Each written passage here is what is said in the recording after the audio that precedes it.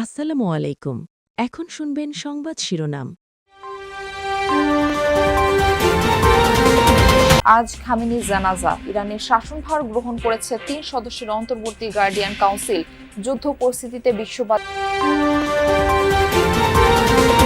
মশা নিধন আর যানজট নিরসনকে প্রাধান্য দিতে চান ঢাকার উত্তরের নতুন প্রশাসক। বিশেষ গুরুত্ব পাবে রেল যোগাযোগ ও মহানগর। শিক্ষক স্বল্পতা আর অবকাঠামো সংকটের মাঝে আরো ১০ মেডিকেল কলেজের আবেদন। রাজনৈতিক বিবেচনায় কোনো অনুমোদন নয়, জানালেন।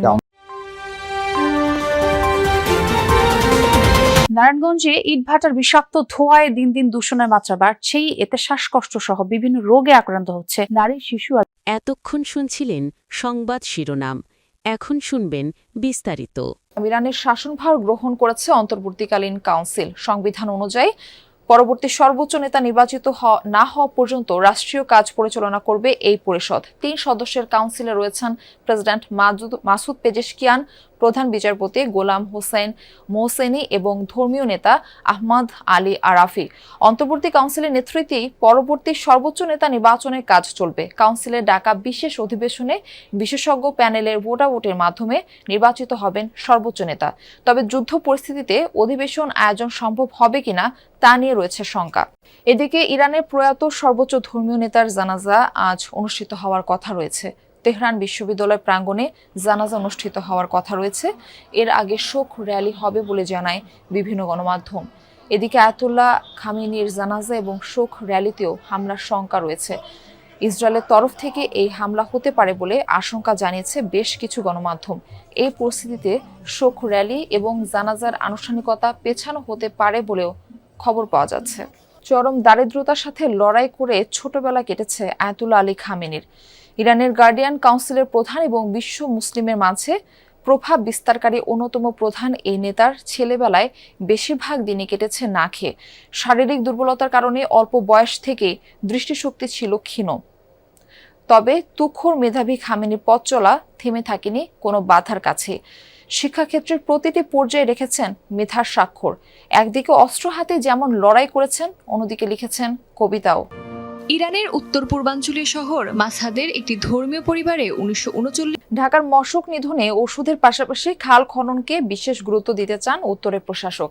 সে সাথে ড্রোন ও নর্দমা পরিষ্কারে দৃশ্যমান উন্নতি করতে চান তিনি। বলেন, কেবল মশার ওষুধ ছিটিয়ে ঢাকাবাসীকে স্বস্তিতে রাখা সম্ভব নয়। যমুনা টেলিভিশন দেখতে এসে এসব পরিকল্পনার কথা জানান ঢাকা উত্তর সিটি কর্পোরেশনের প্রশাসক মোহাম্মদ শফিকুল ইসলাম খান। বলেন, যানজট নিরসনে প্রধানমন্ত্রীর পরামর্শ বাস্তবায়ন করতে চান। ক্ষমতায় আসার পর ৬ সিটি কর্পোরেশনে প্রশাসক দিয়েছে বিএনপি সরকার। এর মধ্যে ঢাকা উত্তর সিটির দায়িত্ব পেয়েছেন শফিকুল ইসলাম খান মিল্টন। দেখতে আসেন যমুনা টেলিভিশনের প্রধান কার্যালয়। প্রতিষ্ঠানের সিইও ফাহিম আহমেদ তাকে ফুল দিয়ে স্বাগত জানান। পরে টেলিভিশনের বিভিন্ন বিভাগ ঘুরে দেখেন শফিকুল ইসলাম, কথা বলেন গণমাধ্যম কর্মীদের সাথে। ঢাকা উত্তরের নাগরিক সেবা নিয়ে তার নানান পরিকল্পনার কথাও জানান তিনি। বলেন, নগরীর যানজট নিরসনে তার পরিকল্পনার কথা। দীর্ঘমেয়াদী মনোরেলের পাশাপাশি রয়েছে স্বল্প মেয়াদী ব্যবস্থার ভাবনাও।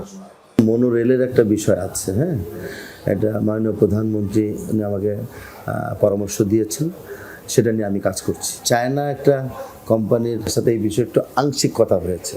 আমরা আশা করছি আগামী 7-8 দিন পরে আনুষ্ঠানিকভাবে তাদের সাথে এই বিষয়ে কথা বলতে। এত বছরেও ঢাকায় এডিস মশার উপদ্রব খুব একটা কমানো যায়নি।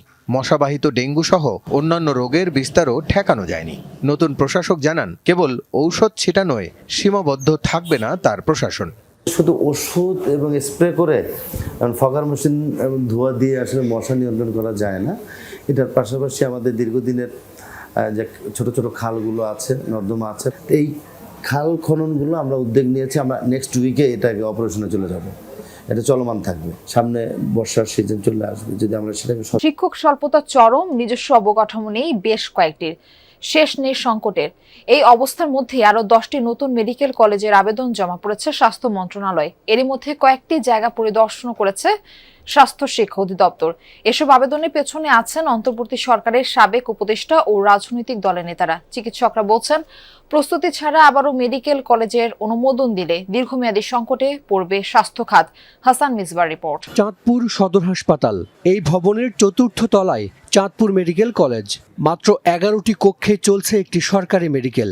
শহরটিতে অনেক স্কুলও আছে এর চেয়ে বড় পরিসর ও সুন্দর পরিবেশ। দেশে সরকারি মেডিকেল কলেজ 37টি, শিক্ষকদের 43% পদই খালি। 9টি মেডিকেল কলেজের নেই অবকাঠামো, 5টিতে নেই নিজস্ব হাসপাতাল। এই অবস্থায় দেশের 10 জেলা থেকে এসেছে মেডিকেল কলেজ প্রতিষ্ঠার আবেদন। মুন্সিগঞ্জ ও নারায়ণগঞ্জ মেডিকেল পেয়েছে নীতিগত অনুমোদন। এছাড়া ইম্পেরিয়াল নামে দিনাজপুরের একটি প্রাইভেট মেডিকেলের আবেদনও এসেছে। এরই মধ্যে স্বাস্থ্য মন্ত্রণালয়ের নির্দেশনায় কলেজগুলোর জায়গা পরিদর্শন শুরু করেছে স্বাস্থ্য শিক্ষা অধিদপ্তর। তাহলে কি আবারও আগের মতোই প্রস্তুতি ছাড়াই ঘোষণা সর্বস্ব মেডিকেল কলেজ হতে যাচ্ছে?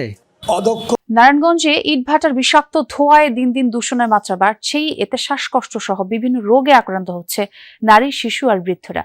বিভিন্ন সময়ে অবৈধ ইটভাটা বন্ধে পরিবেশ অধিদপ্তর অভিযান পরিচালনা করলেও তা প্রয়োজনের তুলনায় কম মনে করেন বিশিষ্টজনরা। এদিকে পর্যায়ক্রমে অভিযান পরিচালনার মাধ্যমে ব্যবস্থা নেওয়া হচ্ছে বলে জানিয়েছেন সংশ্লিষ্ট কর্মকর্তারা। নারায়ণগঞ্জের ধলেশ্বরী আর বুড়িগঙ্গার পার ঘেঁষে সারি সারি ইটভাটার উঁচু চিমনি। একদিকে এসব ভাটা যেমন যোগান দিচ্ছে আধুনিক নগরায়নের নির্মাণ সামগ্রী, অন্যদিকে নিঃশব্দে বদলে দিচ্ছে নদীর রং, বাতাসে ছড়াচ্ছে বিষাক্ত ধোঁয়া। উন্নয়নের চাকা ঘুরছে ঠিকই, তবে তার ভার বইছে প্রকৃতি।